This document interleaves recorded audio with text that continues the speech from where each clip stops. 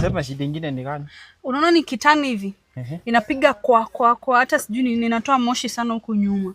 Sasa unajua hii gari yako tumezunguka nao tangu jana. Huyu mechanic hata hajakula kitu. Madam. Wewe vizuri tuongee kama watu wazima tuelewane, si ndio? Na mimi sitataka nione ukishinda hapa kila siku shuka nikwambie. Kuna mchongo hapa. Na nini huku mbele nasikia kinuka harufu nyingine yenye sielewi. Sasa kama unataka kumalizana na hizo harufu, kuja nikupe kuna mchongo hapa. Madam sasa, ni vizuri tuongee kama watu wazima. Wewe ni customer wangu unakuja hapa kila siku. Mimi ni customer wako. Unaweza mimi nikikwambia hii mnyama hata Rijirofa iweziona kwa barabara? Uko serious? So hii ni nini sasa unaniambia? Si eti niko serious. Acha nikufungulia hapa. Unajua mimi ni mtu ni kuongea na kutenda. Wewe ni customer wangu, mimi sitataka nikudisappoint.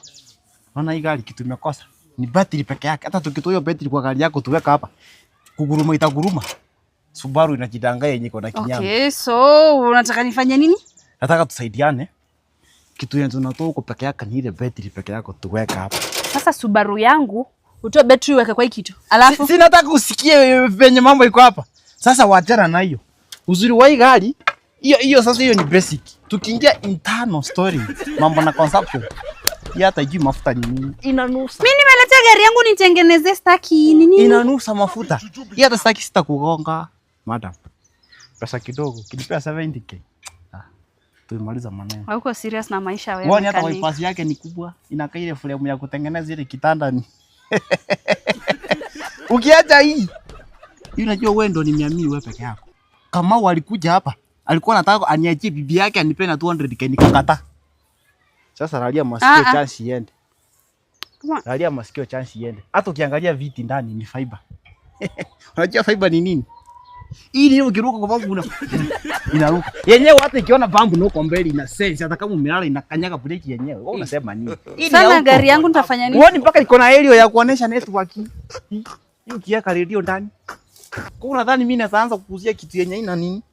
Si unajua kwangu nikikuonga unakuja hapa na askari unaniweka ndani. Madam, hii mpaka logbook yake hii hata si ati nikituenda kusumbuka. Logbook.